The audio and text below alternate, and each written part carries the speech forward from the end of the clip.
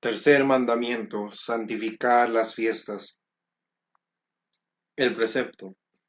El tercer mandamiento nos manda honrar a Dios con actos de culto el día de fiesta y nos prohíbe en ellos ciertas obras. Este precepto es de derecho natural en cuanto manda que le dediquemos algún tiempo al servicio de Dios, de derecho positivo en cuanto ordena dedicarle un día a la semana, de derecho eclesiástico en cuanto la Iglesia ha determinado dicho día y el modo de honrar a Dios en él. Dios dispuso que le dedicásemos un día por semana para poder atender más libremente a su servicio, para consagrarlo el cuidado de nuestra alma, para tener un justo y necesario descanso. Los días de la fiesta de la nueva ley son los domingos y algunos otros establecidos por la Iglesia, a saber, 5 del Señor, su Natividad, 25 de diciembre, circuncisión 1 de enero, Epifanía 6 de enero, Corpus Christi y Ascensión, 2 de Nuestra Señora, a saber, su Inmaculada Concepción 8 de diciembre y su Asunción 15 de agosto, y además las fiestas de San José 19 de marzo, San Pedro y San Pablo 29 de junio y todos los santos 1 de noviembre. La Iglesia ha prescrito que el día de fiesta se santifique mediante la abstención de ciertas obras y la asistencia a la misa. Es también necesario evitar el pecado, en especial la embriaguez, la lujuria y los malos espectáculos, pues con ella deshonramos a Dios en vez de honrarlo y no atendemos al cuidado del alma. Obras prohibidas en el día de fiesta. División de las obras. Con relación al día de fiesta, las obras se dividen en materiales, intelectuales, comunes, judiciales y comerciales. Primero, materiales, son las propias de obreros como la carpintería.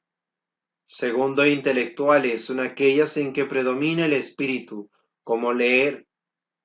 Tercero, comunes, las que atienden a la comodidad y descanso, como pasear. Cuarto, judiciales, las propias de jueces, como dictar una sentencia. Quinto, comerciales, las referentes al comercio como compras y ventas. ¿Cuáles están prohibidas? Están prohibidas las obras serviles, judiciales y comerciales, porque si en este día se trabaja como en los demás, no puede atenderse ni al servicio de Dios ni al cuidado del alma. 2 horas y media de trabajo constituyen materia grave. Las intelectuales y comunes no están prohibidas, porque no se oponen a estos fines. Advertencias. Primero, respecto a las obras serviles, están prohibidas aunque no se hagan por ganar dinero ni causen fatiga. Algunos oficios que no son rigurosamente serviles, como arreglar el jardín, hacer flores, se permiten para evitar alguna tentación o molesto aburrimiento, hasta por 2 horas y aún más. Dibujar, pintar y bordar se reputan obras intelectuales, porque en ellas predomina la atención del entendimiento. Tejer, en cambio, se reputa obra material. Segunda, respecto a las obras judiciales, están permitidas cuando excusan la necesidad o la caridad, o cuando tienen carácter privado como consultar un abogado. Tercera, respecto a las obras comerciales, se permiten varias partes entre nosotros por una costumbre que no deja de tener inconvenientes. El mercado y la apertura de tiendas y almacenes una parte del día, con tal que ello no estorbe la audición de la misa. Cuarta, respecto a las obras comunes, quedan prohibidas las que impliquen fuerte trabajo, como pescar con grandes redes, preparar gran cantidad de colores, etc. Causas que excusan. Autorizan para trabajar el día de fiesta la dispensa, la costumbre, la piedad, la necesidad y la utilidad extraordinaria. Primero, la dispensa. Pueden dispensar el obispo y el párroco con una causa justa y en casos particulares. Segundo, la costumbre permite varias obras como el mercado, la conducción de carros, el oficio de barbero, etc. Tercero, la piedad autoriza las obras de servicio de Dios, como el arreglar un altar, o de caridad con el prójimo, como enterrar a los muertos. Cuarto, la necesidad propia o ajena permite aquellas obras que no pueden dejarse sin grave inconveniente. Quinto, la utilidad extraordinaria es también causa excusante, porque el dejar de aprovecharla equivale a una pérdida. Ejemplos. Primero, están excusados por necesidad pública los carniceros, los panaderos, los que deben arreglar de urgencia un puente o camino dañado, etc. Y por necesidad privada, los que preparan los alimentos, asean la casa, etc. Igualmente, los agricultores que ven amenazada su cosecha por el mal tiempo, o que deben tapar un paso para que no se entren los animales. La mujer que pasa la semana en trabajos materiales puede atender el domingo el remiendo de la ropa, y el hombre en las mismas condiciones a la reparación de la casa. Segundo, están excusados por utilidad extraordinaria los sastres, zapateros, costureras, etc., que con motivo de una solemnidad especial no dan abasto entre semana. Lo referente a la misa y otros medios de santificar las fiestas, lo estudiaremos en los mandamientos de la Iglesia. Cuarto mandamiento: honrar a padre y madre.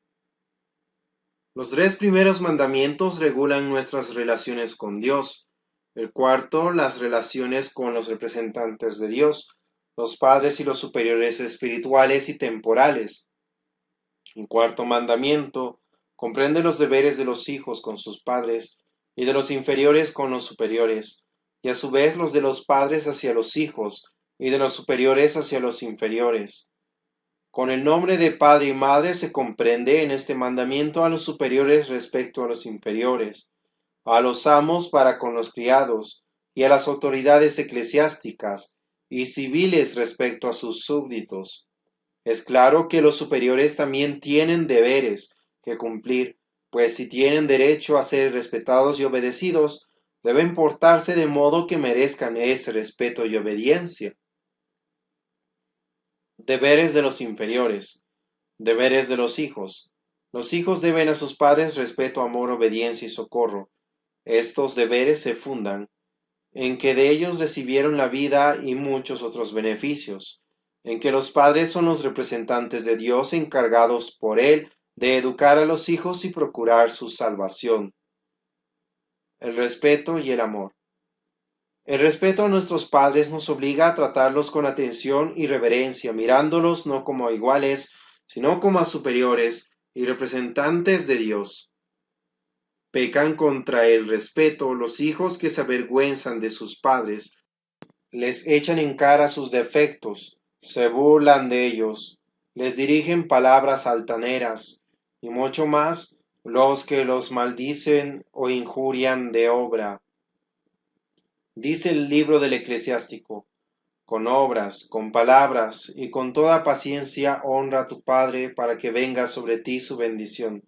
Y el Deuteronomio: honra a tu padre y a tu madre, maldito sea quien no respete a su padre y a su madre. Primero, el amor a nuestros padres nos obliga a tener por ellos un afecto sincero, a desearles y hacerles el bien y a remediar sus males. Pecan contra el amor los hijos que desean mal a sus padres, les tienen mala voluntad, se expresan mal de ellos, no les dan muestras de cariño o los provocan a ira y tristeza. La obediencia, el socorro. Segundo, la obediencia debida a nuestros padres nos obliga a cumplir sus órdenes, especialmente en lo que se refiere al cuidado del alma y al ordenado gobierno de la casa. Pecan contra la obediencia a los hijos que desprecian sus órdenes, los obedecen de mala gana o dilatan lo mandado. los que contra su querer frecuentan malas compañías u ocasiones de pecar, y los que contraen matrimonio sin su bendición y consejo. Hay dos casos en que los hijos pueden sin pecar desobedecer a sus padres, a saber, cuando les mandan una cosa formalmente prohibida por la ley de Dios, cuando tratan de oponerse sin justa razón al estado que quieren tomar, o los quieren obligar a abrazar un estado que no es el de su gusto e inclinación.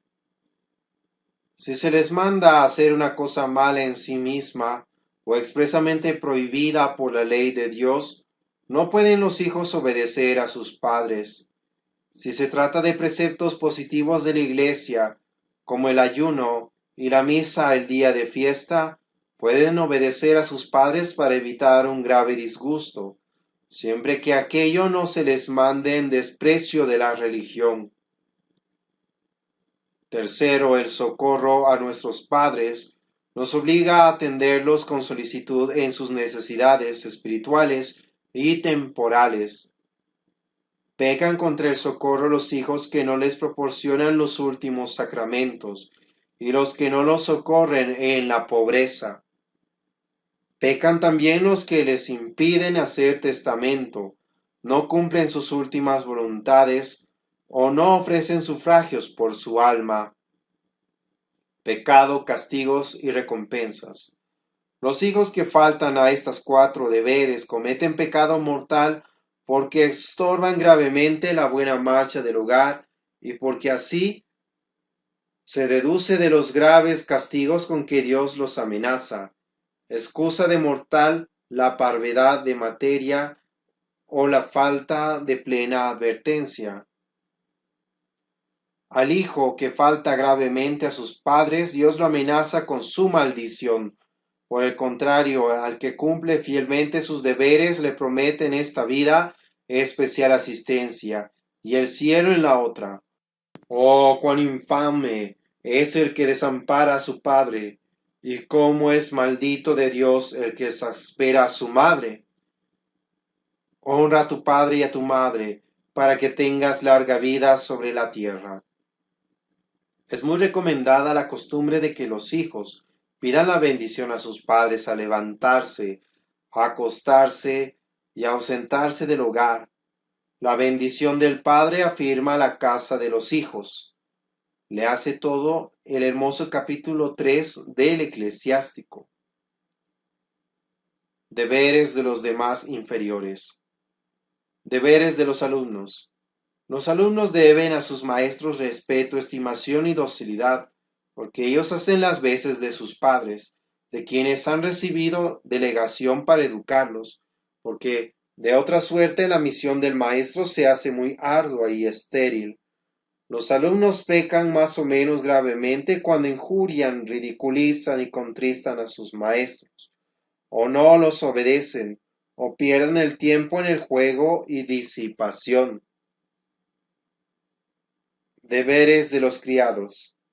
Los criados deben a sus amos respeto, obediencia, en lo que concierne al servicio y buenas costumbres, y fidelidad en el cumplimiento de sus deberes. Pecan contra el respeto cuando injurian a sus amos, murmuran de ellos o los desprecian.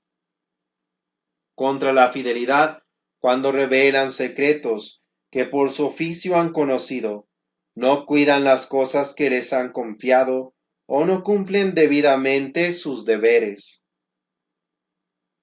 Deberes de los fieles. Los superiores eclesiásticos son para con los fieles en el orden sobrenatural lo que los padres para con los hijos en el orden natural. En consecuencia, los fieles les deben respeto por su carácter sagrado, amor y agradecimiento por los beneficios recibidos por su ministerio, obediencia en razón de su autoridad y asistencia o ser a auxilios materiales, pues como dice San Pablo, los que sirven al altar es justo que vivan del altar. Pecan los fieles contra los superiores eclesiásticos, faltándoles al respeto y amor, con calumnias, burlas, murmuraciones e injurias, desobedeciendo sus mandatos y negándoles la debida asistencia. Deberes de los ciudadanos. Primero, para con la patria deben honrarla, amarla y procurar su engrandecimiento y prosperidad. Segundo, para con las autoridades, respetarlas porque toda autoridad viene de Dios, obedecerlas en todo lo justo, pagar los debidos tributos, pedir a Dios para que gobiernen rectamente. Tercero, corresponde también a los ciudadanos el ejercer a conciencia sus deberes políticos, en especial el deber del voto. El voto debe darse en conciencia, esto es, no por simpatías o conveniencias particulares, sino teniendo en cuenta los grandes intereses de la religión y de la patria. Pecan contra esta obligación los que se abstienen de votar y los que dan su voto por una persona indigna u hostil a la Iglesia. Los católicos tienen obligación de votar porque sólo mediante buenas leyes y buenos gobernantes se garantizan los derechos de la Iglesia y el bienestar de la patria. En esta materia deben consultar con personas de criterio ilustrado y cristiano, en especial cuando no tenga suficiente criterio para orientarse. Deberes de los superiores. Deberes de los padres. El amor. Los deberes de los padres para con sus hijos son 4: amor, educación, preservación y buen ejemplo. El amor a los hijos debe ser tierno y eficaz, amándolos entrañablemente y haciéndoles todo el bien posible, ordenados sin mimos excesivos ni débiles condescendencias tan nocivas para la educación, imparcial, sin injustas preferencias, sobrenatural, recordando que son un tesoro que han recibido de Dios y para Dios. La educación. Los padres deben dar a sus hijos educación material, intelectual, moral y religiosa. Primero material, cuidando de su vida y salud, y suministrándoles techo, alimentación y vestido. Segundo intelectual, procurándoles instrucción de acuerdo con sus medios. Tercero moral, formando su voluntad mediante la corrección de sus defectos, práctica de la virtud y formación de buenos hábitos. Cuarto, religiosa, procurándoles conveniente enseñanza religiosa, fomentando en ellos el temor de Dios y la piedad, y apartándolos de la sensualidad y costumbres mundanas. Los padres deben orientar la educación de sus hijos a hacer de ellos buenos cristianos y buenos ciudadanos, y así pecan gravemente si descuidan su instrucción religiosa, o si no les ayudan a abrazar un oficio o carrera de acuerdo con su condición. No olviden que la obligación de dar a sus hijos la conveniente instrucción religiosa corresponde primera y principalmente a ellos, y que es uno de sus deberes fundamentales. Tienen también la grave obligación de buscar para sus hijos establecimientos donde se les enseñe sanas ideas y se garanticen las buenas costumbres. La preservación. La preservación consiste en la vigilancia y en la corrección. Obliga a los padres el deber de una cuidadosa vigilancia. Ellos deben vigilar cómo emplean los hijos el tiempo, los lugares que frecuentan, los amigos que tienen, los libros que leen, etc. De otra manera no podrán dar a Dios buena cuenta de sus almas. Deben también corregir y castigar a los hijos culpables. Si castigas a tu hijo, librarás su alma del infierno, dice la Escritura. La corrección debe ser moderada y nacer no de odio o ira, sino del deseo de hacerles el bien. Los castigos inmoderados tornan a los hijos mal afectos e hipócritas. Buen ejemplo. Los padres están obligados a no dar de sus hijos ejemplo alguno de vicio, y sí ejemplos de virtud, convencidos de que especialmente en los niños el ejemplo es más eficaz que las palabras. Cuiden muy especialmente los padres de dar buen ejemplo a sus hijos en la sana conducta moral, templanza en la comida y bebida, benevolencia y prudencia en el trato con los de la casa, amor al trabajo y observancia de las prácticas de religión.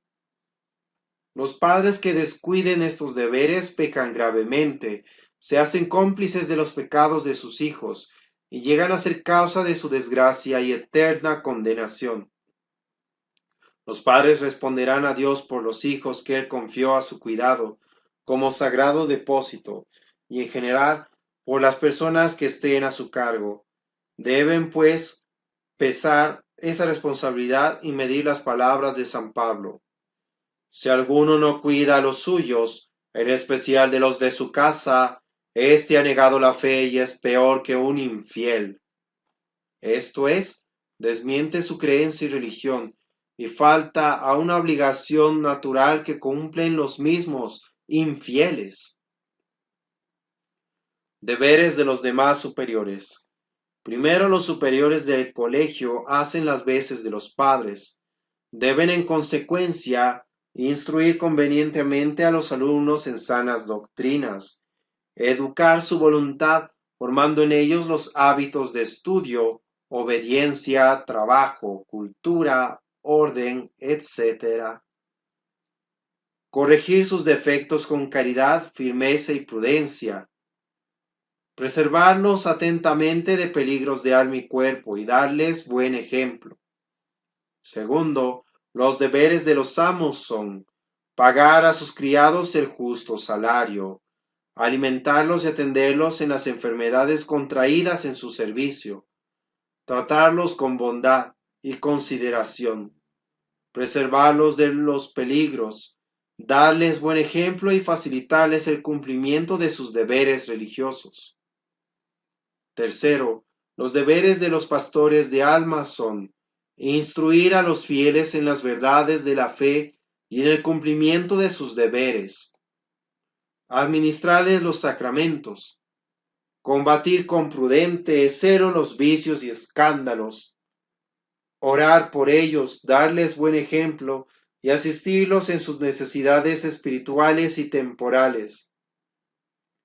Cuarto, los deberes de los superiores civiles son velar por la felicidad de los súbditos y la prosperidad de la nación en las cosas confiadas a su cuidado, obrar en todo de acuerdo con la justicia y desempeñar su cargo con moderación y prudencia, reprimir el mal con energía, dar buen ejemplo en todos sus actos.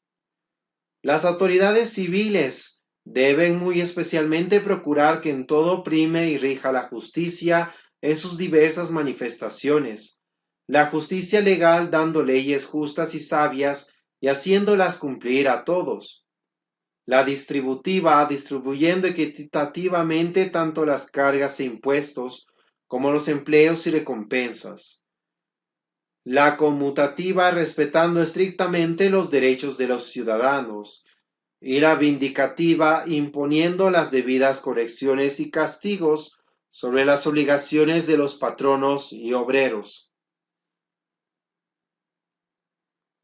Quinto mandamiento: no matar. Nos prohíbe el suicidio, el homicidio, el duelo y la mutilación del cuerpo, pecados que entramos a estudiar. Nos prohíbe igualmente el odio, la maldición y el escándalo, pecados que ya estudiamos al tratar de la caridad. Dar o darse la muerte. El quinto mandamiento nos manda el respeto a la vida y nos prohíbe lo que vaya contra ella, esto es, los pecados de suicidio, homicidio y duelo, y los actos que dañan la salud o la integridad corporal. El suicidio consiste en darse a sí mismo la muerte, el homicidio en dársela a otro, el duelo en el desafío a muerte con otra persona. Observemos lo siguiente. Primero, en general, atentar contra la vida propia o ajena es un grave abuso contra los derechos de Dios, dueño exclusivo de ella. Segundo, en particular, además, el suicidio es un grave mal contra sí mismo, ya que el suicida precipita su alma a eterna condenación. El homicidio es un grave mal contra el prójimo, porque lo priva de la vida corporal, el mayor bien natural que Dios nos ha concedido, y muchas veces de la eterna. El duelo participa de la malicia del homicidio y del suicidio, ya que en él nos exponemos a matar o a que nos maten. Tercero, por otra parte, todos tres pecados son también un grave escándalo contra la sociedad, pues son ocasión de otros pecados semejantes, una grave falta contra la familia, a la cual sumen en la tristeza y deshonra. Hablemos de ellos en particular. El suicidio. El suicidio, además de ser un grave pecado, es también una cobardía y una locura. Cobardía porque el suicida se quita la vida por no tener valor de soportar los sufrimientos que la acompañan. Locura, pues por librarse de una pena pasajera, incurre en una pena eterna y sin comparación más cruel. La Iglesia castiga al suicida privándolo de sepultura eclesiástica, a menos que se dude de la realidad del suicidio o se pruebe que el suicida tenía turbado el uso de la razón o alcance a dar muestras de arrepentimiento. Es permitido efectuar una acción que nos pueda causar la muerte solo cuando el fin de esta acción no es directamente procurar la muerte y haya un motivo grave que la justifique. Por ejemplo, en caso de guerra, epidemia, naufragio, etc. Así nuestro insigne Ricaurte no fue un suicida, sino un héroe. El homicidio. El homicidio consiste en dar muerte voluntaria e injustamente a un hombre. Se dice voluntariamente porque de otra suerte no hay sino un acto material que no puede llamarse homicidio. Injustamente, a saber, cuando no se procede por orden de la legítima autoridad o en legítima defensa o en caso de guerra, como explicaremos adelante en el numeral 568. Llámase patricidio, fratricidio, conyugicidio, cuando la persona a quien se da la muerte es el padre, hermano o cónyuge. El homicidio es un pecado gravísimo porque causa a la víctima un daño irreparable, porque destruye la seguridad del trato humano, porque es uno de los pecados que Dios abomina más y condena con mayor severidad en la Escritura. Este pecado se comete no solo cuando uno mata con sus propias manos, sino también cuando manda o aconseja matar, o cuando se ayuda o se deja impune al criminal. Luego veremos los casos en que es permitido dar la muerte al prójimo. El duelo. Duelo es la lucha a muerte entre dos adversarios, ante testigos y con pacto previo sobre el lugar, tiempo y armas que deben emplearse.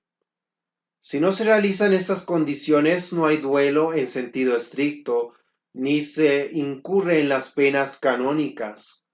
No es cierto que el duelo sea un medio de reparar el honor ofendido, pues vence muchas veces, no el que tiene el derecho y la razón, sino el que mejor sabe manejar las armas. La Iglesia reprueba severísimamente el duelo y castiga con excomunión no solo a los que se baten y a los padrinos, sino a todos los que participan en él, inclusive a los que van ex proceso a presenciarlo. Además, priva de sepultura eclesiástica a los que mueren en el duelo o a consecuencia de heridas recibidas en él, si no dan alguna señal de penitencia. Actos que perjudican la integridad o la salud. Están también prohibidos los actos que perjudican la integridad corporal o la salud, a saber, los golpes, heridas y maltratamientos. La mutilación de algún órgano, a menos que sea necesaria para la conservación de la vida. La fabricación y venta de venenos y otros productos nocivos. Los descuidos graves contra la salud, o excesos de trabajo y privaciones no justificados por motivos de orden superior. Suelen llevar al homicidio, la ira, la venganza, el odio, la embriaguez y la discordia; al suicidio, la falta de fe y resignación cristiana, las malas lecturas y sobre todo la impureza y el olvido de las verdades eternas. Casos en que es permitido dar la muerte. Primero, legítima defensa. Hay tres casos en que es permitido dar la muerte al prójimo porque el derecho a la vida cede a un derecho superior, a saber, en los casos de legítima defensa, guerra y aplicación de la pena de muerte. La legítima defensa nos autoriza a matar al injusto agresor para defender la vida nuestra o la del prójimo, o un bien de gran importancia. Dos condiciones se requieren para ello: que se trate de defender la vida o un bien muy importante, por ejemplo, la integridad corporal, la castidad, una notable cantidad de dinero, etc. Que el mal amenace actualmente y no se pueda repeler de otra manera. En consecuencia, no podemos matar al injusto agresor cuando la agresión ya ha pasado.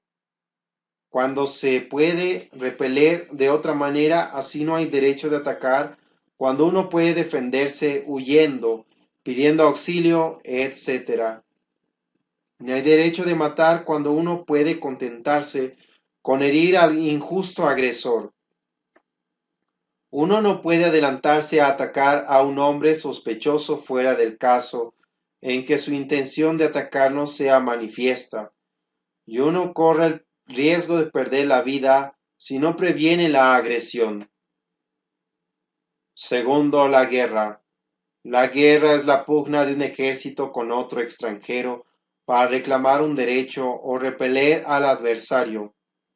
Se dice de un ejército con otro extranjero para distinguirla de la sedición o guerra civil entre gentes del mismo país, para reclamar un derecho, por ejemplo, para recuperar una parte del territorio arrebatado o volver por el honor nacional, y en este caso la guerra es ofensiva, para repeler a un adversario y entonces es defensiva. Para que la guerra sea lícita debe llenar tres condiciones. Primera, debe ser decretada por la legítima autoridad, pues se trata de la defensa de los intereses públicos. Segunda, debe obedecer a una causa justa y grave. Justa, esto es, la reparación de un derecho violado, no al odio y ambición. Grave, esto es, proporcionada a los pavorosos males de orden físico y moral que desencadena una guerra. Objetivamente, la guerra no puede ser justa sino de parte de un contrincante del que tenga la razón y el derecho. Subjetivamente puede serlo de parte de ambos, en cuanto ambos pueden creer tener la razón. Para la guerra ofensiva, debe haber certeza de que el derecho está por parte del que la declara. Para la defensiva basta la probabilidad.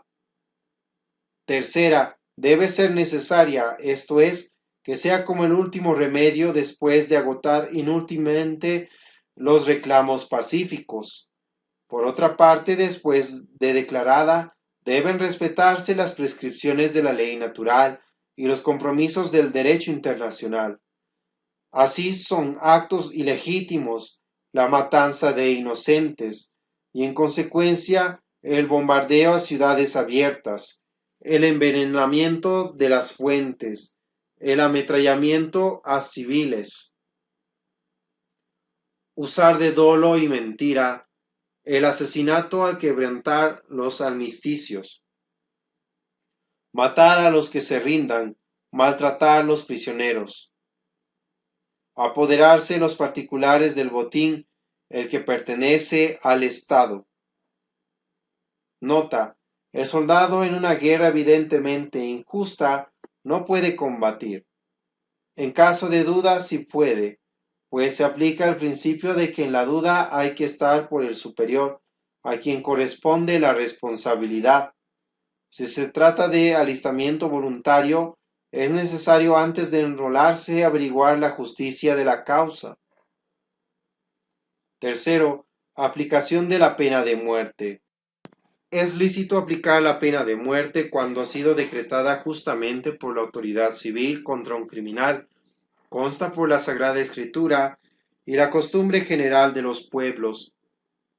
Para que la pena de muerte sea justa, es necesario que se reserve para crímenes gravísimos, claramente especificados en la ley, como el asesinato, homicidio premeditado y la traición a la patria, que estos sean evidentemente probados. No es lícito matar a un criminal por propia autoridad, porque sólo la autoridad pública puede ejercer la justicia vindicativa. La misma razón se encarga de vindicar la legitimidad de la pena de muerte en las condiciones anotadas. En efecto, ésta se hace necesaria, primero, por parte de la sociedad, porque para que ésta no se corrompa es necesario amputarle los miembros podridos, como pasa con el cuerpo. Porque cuando la pena de muerte se suprime, se multiplican los crímenes. Segundo, por parte de los individuos sanos, porque vale más la vida del hombre honrado que la del vulgar asesino, y porque de otra suerte no hay suficiente seguridad para aquel. Tercero, por parte del mismo criminal, porque el temor a la pena de muerte es el único medio eficaz para apartarlo del crimen. Sexto y noveno mandamiento. No fornicar, no desear la mujer del prójimo. 1. La castidad. La castidad nos lleva a abstenernos de los placeres carnales. La castidad es necesaria a todos, de acuerdo con su estado. Así lo enseñan la razón y la fe.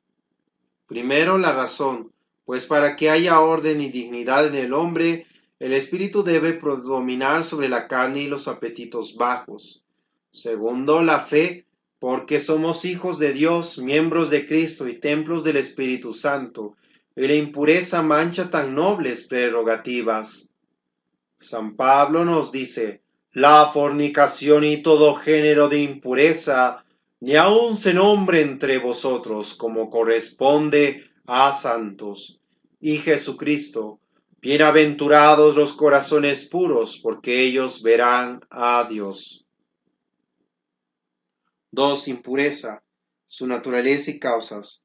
La impureza o lujuria es el pecado que se opone a la castidad. La tentación impura es pecado cuando se consiente voluntariamente en ella. De otra suerte no, aunque la tentación se prolongue. El pecado está exclusivamente en el libre consentimiento de la voluntad, y cuando se rechaza con valor la tentación en vez de pecado, hay un mérito y señalada victoria. En los pecados impuros hay diversas especies, según las personas y actos que se cometan. Hay que declarar en la confesión si la falta fue de pensamiento, deseo, palabra u obra, si se cometió a solas o con otra persona y la clase de persona aunque sin decir el nombre. Nota, primero, además de quebrantar la castidad, el pecado impuro, con persona casada, adulterio. Quebranta la justicia, con persona que haya hecho voto de castidad, sacrilegio, quebranta la religión. Con persona parienta, incesto, la piedad familiar, etc. Estas circunstancias constituyen diversas especies que deben aclararse en la confesión.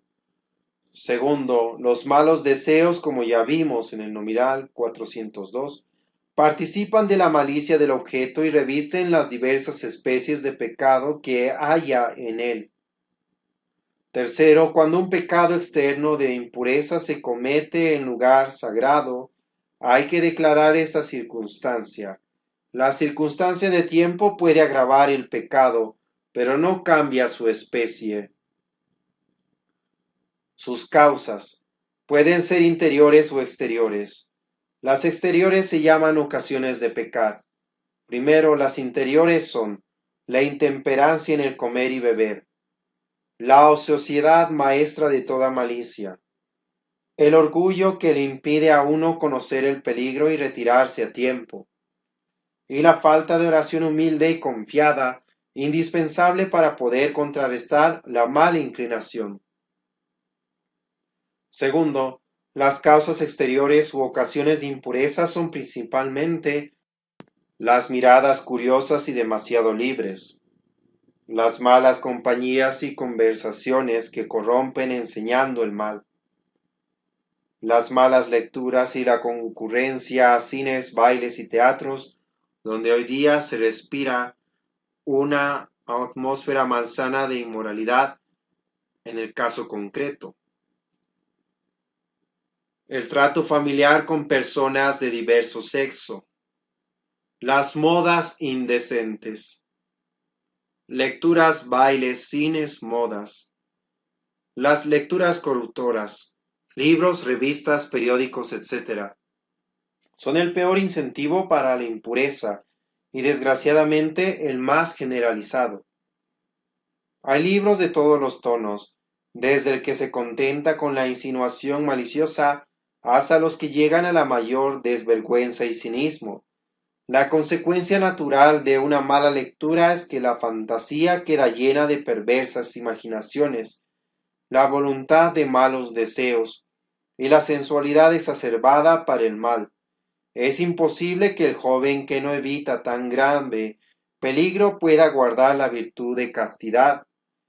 El baile en sí mismo considerado es indiferente, pero muchas veces las circunstancias que lo rodean lo hacen culpable o peligroso, especialmente los bailes de nuestros días a causa de los vestidos inmodestos, del modo licencioso de danzar, de la música vulgar y excitante, y de la libertad que suele acompañarlos. Son muchas veces grave peligro para la castidad, aunque no para todas las personas lo son en el mismo grado. El cine es fuente gravísima de inmoralidad. Parece que el fin directo de gran número de películas es incitar a la sensualidad y obligar al joven a vivir dentro de ese ambiente emponzoñado. Es, pues, de rigor para la conciencia cristiana no asistir sino a aquellas películas que se sabe no ofrecerán lecciones cristianas, no asistir sino a aquellas películas que se sabe no ofrecerán lecciones de inmoralidad y ganan mucho los jóvenes que no se apasionan por él. Advirtamos, sin embargo, que la adaptación de una novela mala al cine no es siempre pecaminosa. El ornato de la mujer, si es honesto y moderado, de acuerdo con la condición de la persona, no es vituperable, pero si es descocado y provocativo, merece graves reproches. Deben saber las mujeres que el ornato impúdico de su cuerpo incita a muchos malos pensamientos y deseos, de los cuales ellas se hacen responsables ante Dios. Gravedad de la impureza. Conviene distinguir dos cosas en este pecado: el deleite deshonesto y las causas que llevan a él. Por ejemplo, ciertas miradas, conversaciones, familiaridades, etc.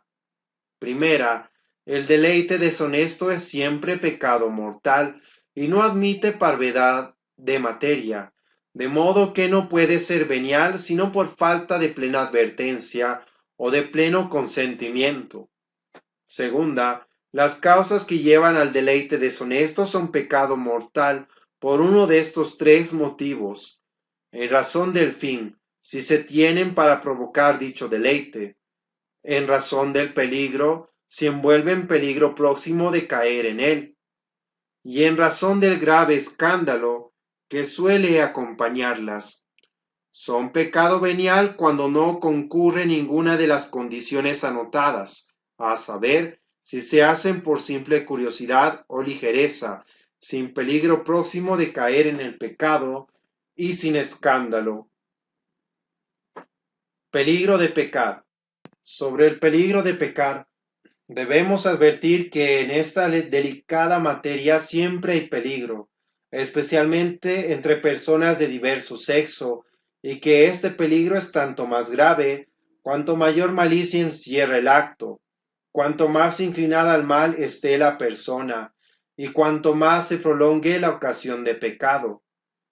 Contra las tentaciones y ocasiones deshonestas debe el joven luchar con toda generosidad y energía, porque de otra suerte la voluntad débil de suyo e inclinada al mal cede a la mala inclinación, y porque de modo especial en este vicio, quien contrae una mala costumbre se ve casi en la imposibilidad de dejarla, y así se coloca en grave peligro de condenación.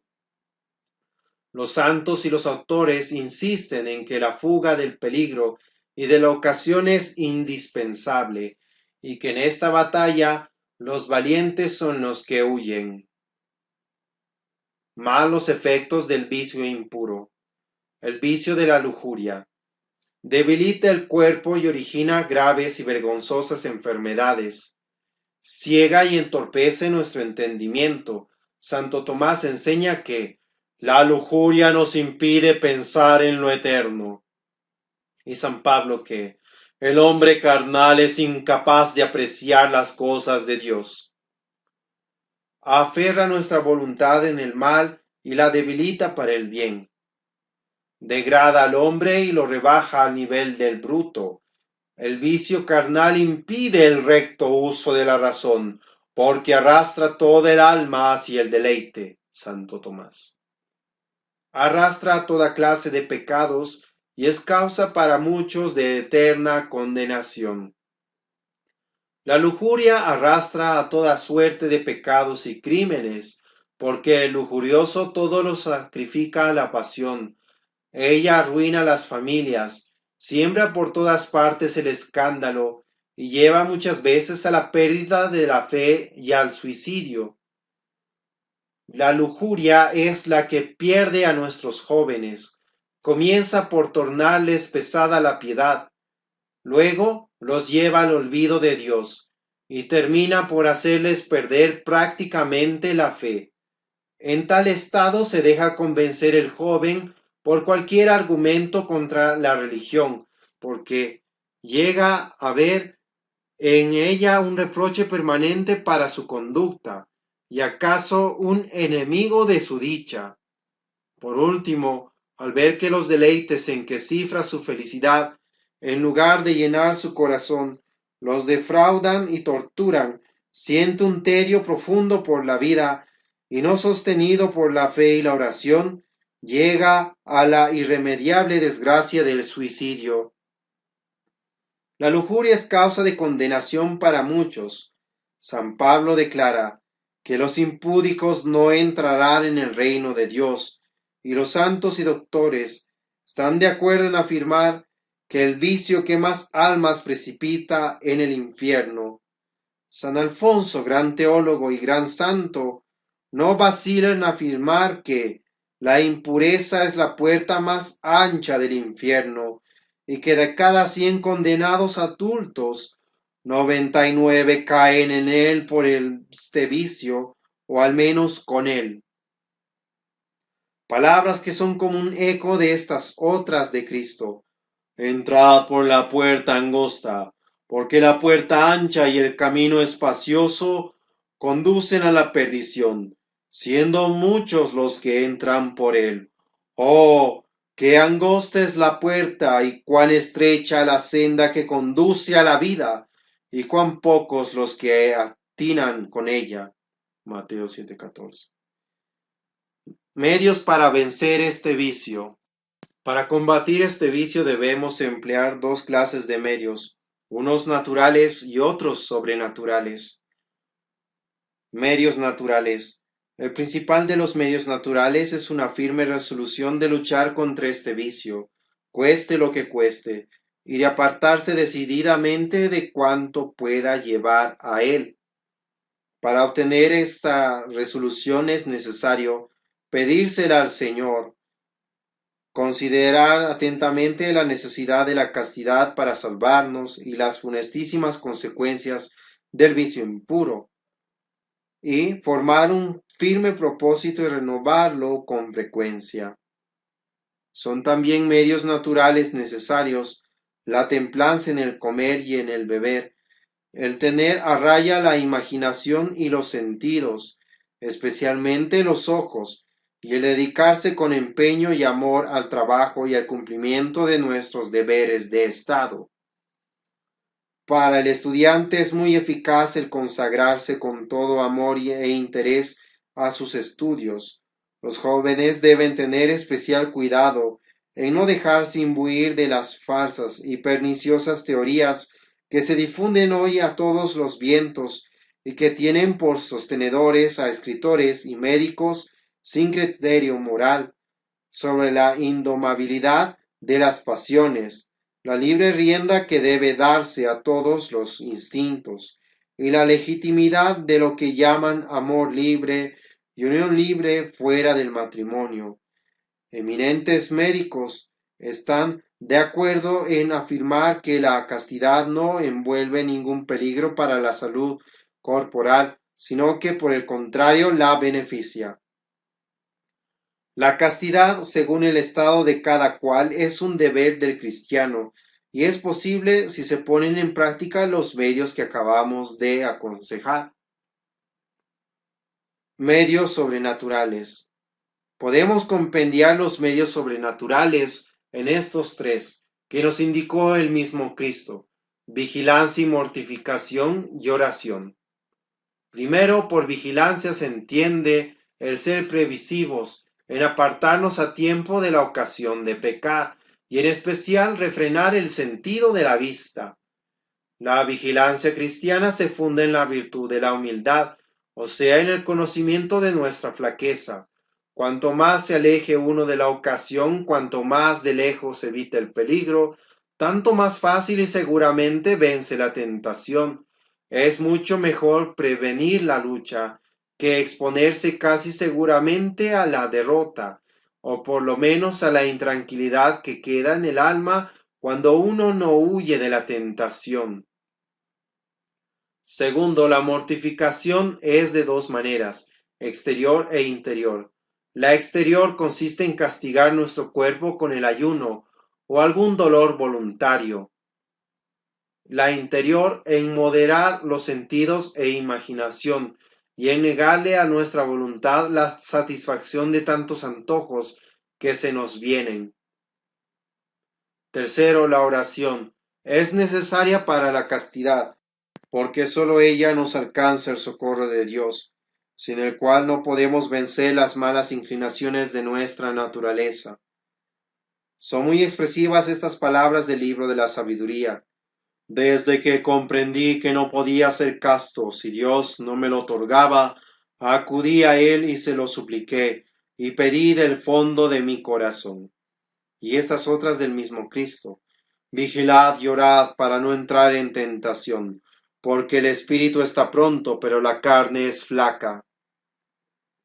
La oración comprende la oración de petición por la cual pedimos a Dios humilde y confiadamente su auxilio, la oración mental, o sea, la atenta consideración de las verdades eternas, el recuerdo frecuente de la presencia de Dios, que está mirando hasta nuestros más íntimos pensamientos y ha de ser juez de nuestras obras. También se nos recomiendan para defender la sana virtud, la recepción frecuente y digna de los santos sacramentos. La confesión purifica el alma y la fortifica contra las recaídas, y la comunión debilita la concupiscencia. La devoción constante y confiada a la Santísima Virgen, nuestra Madre y Defensora, a quien debemos acudir especialmente en el momento de la tentación. La lectura asidua y cuidadosa de la Sagrada Escritura, en especial de los Evangelios, que purifica nuestra alma y la llena de temor de Dios y de amor hacia Él. Nota de este canal: como los pecados contra la pureza son los que más condenan las almas al infierno, es que pondremos en esta parte un anexo que es del padre Rollo Marín, Teología Moral para Seglares.